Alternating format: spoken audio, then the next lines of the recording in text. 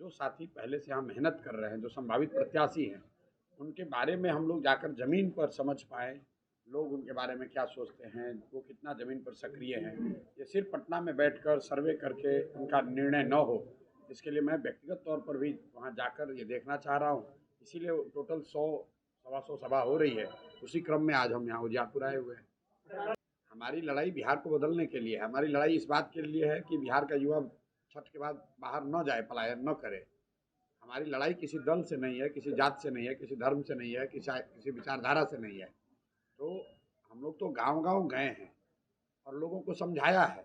हर व्यक्ति मेरी बात से सहमत हो ये ज़रूरी नहीं है, लेकिन धीरे धीरे धीरे आप देख रहे हैं कितनी बड़ी संख्या में पूरे बिहार में लोग समझ रहे हैं बात को कि नहीं, बात तो ठीक है। अल्टीमेटली बात तो इसी पर आती है ना कि आपके बच्चे के लिए पढ़ाई रोजगार होना चाहिए कि नहीं होना चाहिए, वही बात बता रहे हैं। बातों से बीजेपी बिहार का जो है पत्रकार से भाग गए। बीजेपी बिहार से कल मनोज भारती जी मुलाकात की, उन्होंने आरोप लगाया कि पुलिस जो है जनसुराज के कार्यकर्ताओं को टारगेट कर रही है। इस बात को कैसे नहीं, एक दो घटना गोपालगंज में और बेगूसराय में हुई थी, जिसमें परिवार लाभ कार्ड का जो एक अभियान चल रहा है जनसुराज का, उसके तहत कंफ्यूजन में पुलिस ने एक दो जगह पर कार्यकर्ताओं को रोका था। मैं आपके जरिए बता रहा हूँ कि भाई हर पार्टी को लोकतंत्र में अपने प्रोग्राम का, अपने घोषणा पत्र को घर घर ले जाने का अधिकार है। आप पर्चा बनाकर ले जाते हैं, कोई टीवी पर विज्ञापन देकर ले जा रहा है, कोई इंटरनेट के जरिए ले जा रहा है, कोई बुकलेट छपवाता है। उसी तरह हम लोग एक कार्ड छपवाए हैं। इसमें कोई ऐसी बात नहीं है जिसको लेकर कोई बहुत बड़ा हल्ला मचाने की ज़रूरत है। लेकिन चूंकि गांव में ये स्थिति कहीं कन्फ्यूजन हो गया, आधार कार्ड को लेकर हुआ। आधार कार्ड क्यों मांग रहे हैं? वो इसलिए मांग रहे हैं, ये परिवार लाभ कार्ड है, व्यक्ति लाभ कार्ड नहीं है। ये कहा जा रहा है कि भाई एक परिवार से एक आदमी को बनाइए, क्योंकि जनसुराज के जो 5 वादे हैं वो परिवार के लिए है कि आपके परिवार में जो बच्चा बाहर गया है वो छठ के बाद बाहर नहीं जाएगा रोजी रोजगार करने। आपके परिवार में अगर 2 वृद्ध हैं तो उनको दोनों को 2-2 हज़ार रुपये मिलेगा। आपके परिवार में अगर 2 बीघे की खेती होती है और आप धान गेहूं छोड़कर अब लहसुन प्याज उगाना चाहते हैं तो आपको मजदूर मनरेगा के तहत मुफ्त मिलेगा।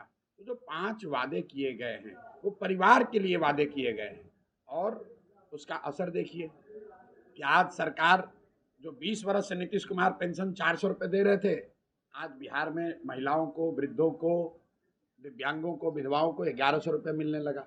यही बात तो जनसुराज बता रहा है। जनसुराज जीते हारे वो छोड़ दीजिए, जनसुराज के प्रयास मात्र से 20 वर्ष में जो पेंशन 400 रुपया से बढ़कर 410 नहीं हुआ, वो 1100 हो गया। आशा वर्कर पटना गई, उन पर लाठी चला, आंदोलन हुआ, कुछ भी नहीं हुआ। जनसुराज के आते के साथ आशा का मानदेय बढ़ गया, रसोईया की सैलरी बढ़ गई। आज नीतीश कुमार कह रहे हैं हम हर महिला को 10,000 रुपया रोजगार के लिए देंगे। तो भाई जनसुराज ने कहा है कि हर महिला को, हर परिवार में जिसको भी रोजी रोजगार करना है, ये फॉर्मूला तो हम लोग दिए कि सरकारी नौकरी से नहीं होगा, सबको हाथ में पूंजी देना होगा और 10,000 देने से नहीं होगा। जनसुराज ने कहा है कि 5 लाख रुपए तक 4% ब्याज पर लोगों को पैसा मिलेगा। हम लोग लोगों को अपने पैर पर खड़ा कराना चाहते हैं। पैसा सरकार से देने का कोई मतलब नहीं है, लेकिन डर देखिए कि आज नीतीश कुमार 10,000 रुपया देने की घोषणा कर रहे हैं।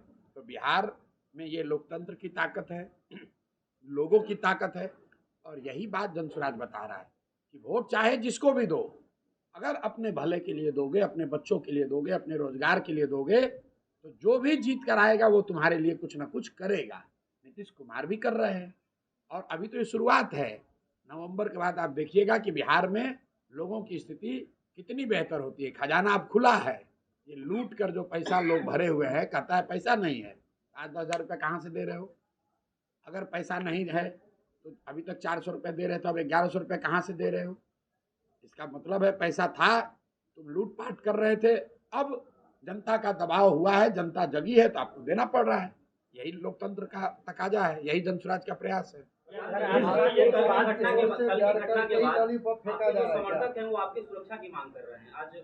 वैचारिक तौर पर मैं सुरक्षा लेने के विरोध में हूँ, और मैं सरकारी सुरक्षा नहीं लेता हूँ। आज तक नहीं लिया है, आगे भी नहीं लेंगे, क्योंकि मेरा ऐसा मानना है कि जो सरकारी पद पर नहीं है उसको सरकारी सुरक्षा नहीं मिलनी चाहिए। मैं सरकारी पद पर हूँ नहीं। मेरी सुरक्षा की जिम्मेवारी बिहार सरकार की है। जैसे आपकी बिहार के हर युवा की सुरक्षा की जिम्मेवारी बिहार सरकार की है, वैसे हमारी सुरक्षा की जिम्मेवारी भी बिहार सरकार की है। और हमारी सुरक्षा है कि नहीं, ये जनता के हाथ में, सरकार के हाथ में। हमको कोई डर नहीं है कि नहीं लेंगे। आपकी जानकारी के लिए ऑन रिकॉर्ड बता दें, जिस सुरक्षा के लिए यहाँ इतना लोग मारामारी करते हैं, 2 राज्य सरकारों से हमको Z+ सिक्योरिटी है। जाके देख लीजिए, बंगाल से जेड सिक्योरिटी हमको मिली हुई है। हम सुरक्षा नहीं लेते हैं और हमको जरूरत नहीं है। की बढ़ती लोकप्रियता कहीं ना कहीं लोगों के मन में लोग जानना चाहते हैं। नहीं भाई, ऐसा है, अप्रिय घटना हो गई तो फिर अप्रिय घटना होगी तो सरकार जिम्मेवार होगी। अप्रिय घटना होगी, ऐसा है, अप्रिय घटना होगी तो सरकार जिम्मेवार है। भीड़ लग रही है, ट्रैफिक जाम हो रहा है, तो उसके लिए सरकार जिम्मेवार है। हम लोग तो, हम जब गांव में गए 10 आदमी थे तो भी यही बात कह रहे थे।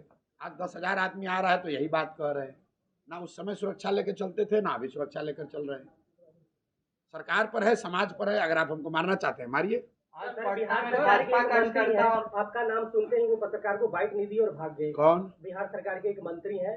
भाई आज पत्रकारों से भाग रहे हैं, कल जनता से भागेंगे, फिर अपनी गद्दी को छोड़कर भागना पड़ेगा। अगर आपने बिहार में लूटपाट किया है, आपने जनता का हक मारा है, जनता का पैसा लूटा है, तो जन सुराज की व्यवस्था बनेगी, आपको जेल जाना ही पड़ेगा। आप कोई भी हो। और हम लोग छोटे मछली के चक्कर में नहीं हैं। मैंने घोषणा की है कि 100 बड़े नेता और अफसर, जो सबसे बड़े भ्रष्ट नेता और अफसर बिहार के हैं, वो भैया अभी से भगवान से मनाना शुरू करो कि जनसुराज न आए। अगर जनसुराज आया तो तुम्हारी लुटिया डूबी, तुम भी मारे जाओगे, तुम भी जाओगे जेल, और तुम्हारे संपत्ति से, तुम्हारे आने वाले पीढ़ी से बिहार से लूटा हुआ एक एक पैसा वापस वसूला जाएगा। भाजपा का एक सवाल है, प्रधानमंत्री के साथ जो सर उनके बारे में अभद्र शब्दों का प्रयोग किया गया है, उसका विरोध करते हैं। हम लोग हमेशा ये कहते रहे हैं कि राजनीति में भाषा और व्याकरण का जो स्तर है वो बिहार में हमेशा से नीचे रहा है। क्योंकि यहाँ पर ऐसा हम लोग मानते हैं कि जो शर्ट के ऊपर गंजी पहन ले उसी को हम लोग कहते हैं जमीनी नेता है। लालू जी ने कुछ भी कह दिया तो उसी को लोग बताते हैं यही जनता चाहती है। तो भाषा, व्याकरण, ये सब ध्यान रखना चाहिए।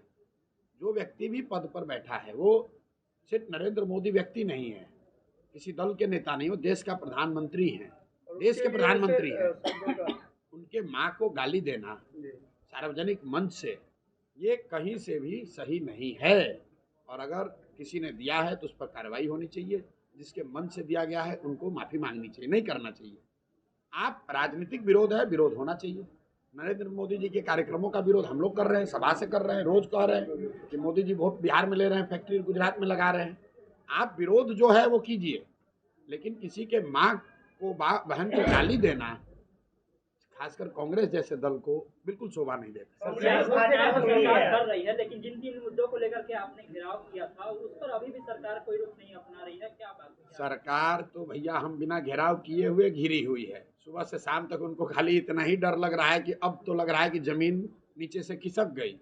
मैंने आपको फिर से गिनवाया, आप देखिए पिछले 1 महीने में जिन मुद्दों पर भी प्रशांत किशोर से एक बार भी किसी कोई डेलीगेशन भी मिला है जनसुराज से, उसका काम हो गया। आशा वर्कर का मानदेय बढ़ गया, रसोईया की सैलरी डबल हो गई, पेंशन 400 से बढ़ के 1100 हो गया, 10,000 रुपया आज देने की उन्होंने घोषणा झूठी या सही किया जरूर है। ये बात तो हम लोगों ने कही है और मैं ये कह रहा हूँ कि आप इस पर खुश मत होइए, ये काफ़ी नहीं है। बिहार के लोगों का हक 10,000 रुपया और 1100 रुपया पेंशन नहीं है। आपका हक है पढ़ाई, आपका हक है रोजगार, आपका हक है दूसरे किसी राज्य से आगे बढ़ने का अधिकार और अपॉर्चुनिटी। वो जनसुराज व्यवस्था खड़ा करके देगी।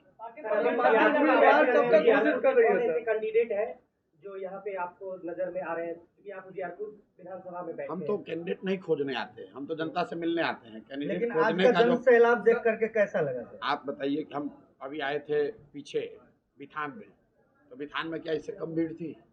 इससे ज़्यादा लोग थे बिथान में। लेकिन उससे पहले सिंधिया में आए थे तो वहाँ कम भीड़ थी। भीड़ पैमाना नहीं है। टिकट सिलेक्शन के लिए पार्टी में एक व्यवस्था है, एक कमेटी है, वो चर्चा चल रही है, लोग उस पर प्रयास में लगे हुए हैं। हम आपको इतना ही कह सकते हैं कि जो बात जन स्वराज ने, प्रशांत किशोर ने गांव-गांव जाकर कहा है कि जन स्वराज में टिकट का आधार जाति नहीं है, पैसा नहीं है, प्रभाव नहीं है, आप किसके बेटे हैं ये नहीं है। जन स्वराज में टिकट उसी को मिलेगा जिसको जनता चाहेगी। जिसको जनता चुन दे वो आदमी अमीर है, गरीब है, किस जाति का, इससे कोई लेना देना नहीं है। जिसको जनता चुन देगी वही जन स्वराज का उम्मीदवार हो जाएगा। आपकी सभा में अक्सर देखा जाता है, कहा जाता है आप जो हमको वोट नहीं चाहिए जी, और नेता आते हैं तो पूरा वोट मांगते हैं, आप क्यों नहीं मांगते हैं? वोट नहीं मांगते हैं क्योंकि हम उनको रास्ता बता रहे हैं कि बिना वोट मांगे आपका सब काम हो रहा है। हम क्या कह रहे हैं कि वोट किसी को दो, आपका काम होगा ही होगा। आपका पेंशन बढ़ा कि नहीं बढ़ा? प्रशांत किशोर को, जन स्वराज को तो वोट लोगों ने नहीं दिया। अभी पेंशन बढ़ा कि नहीं बढ़ा? 10,000 रुपया का आज घोषणा हुआ कि नहीं हुआ? यही बात तो बता रहे हैं। मंदिर के लिए वोट दिए, मंदिर बन गया। रोजगार के लिए वोट दोगे, रोजगार मिलेगा। वोट जिसको देना है दो। वोट किसको दोगे ये तो आदमी का, व्यक्ति का, समाज का निर्णय है। हम कौन है कहने वाले कि हमको दो? बिहार प्रशांत किशोर कैसा देखना चाहते हैं? प्रशांत किशोर अगले 10 साल में बिहार को देश के 10 अग्रणी राज्यों में देखना चाहते हैं। इसको फिर से ज्ञान की भूमि के तौर पर देखना चाहते हैं।